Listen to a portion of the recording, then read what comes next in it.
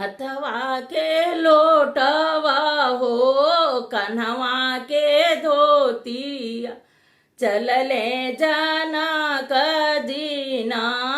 हाय चलले जनक दीना हाय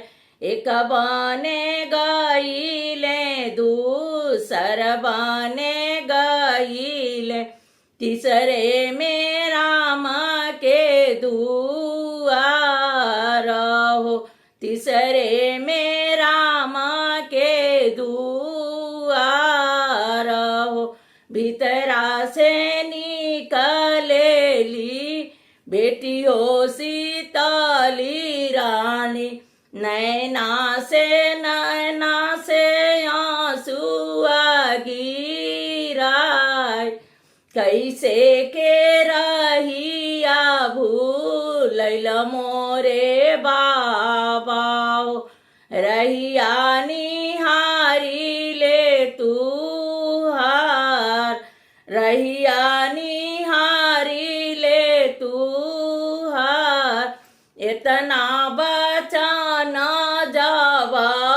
सुन ले जनक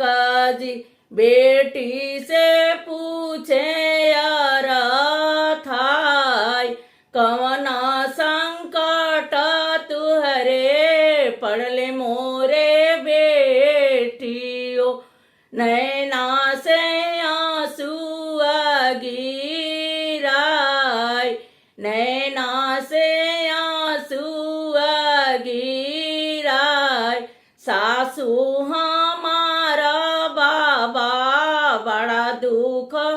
दिहली धोबिया से आप जस लगाय धोबिया से आप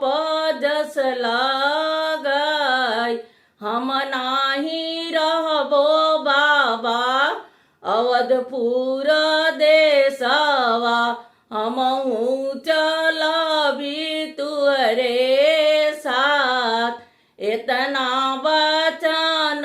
जब सुने प्रभु राम हो नैना ललित होई जाय नैना ललित होई जाय तुहरिया संग सीता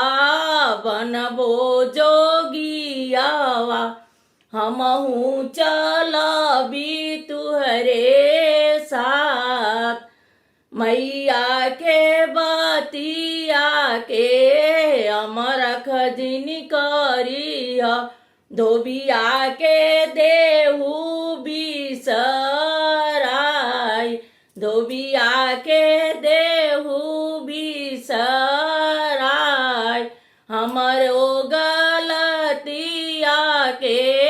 क्षमा कई दिया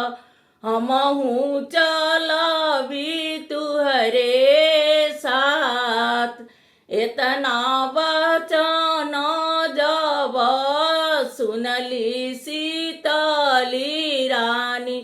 बोले लिया दोनों हाथ बोले कर जोड़ी दोनों हाथ बोले कर जोड़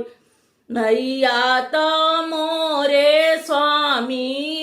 दिहली जनमवा पापा बाबा बिहले राजवाड़ विधना जे लिखे स्वामी कवन करमवा दुखवा सहलिया हाय दुखवा सहली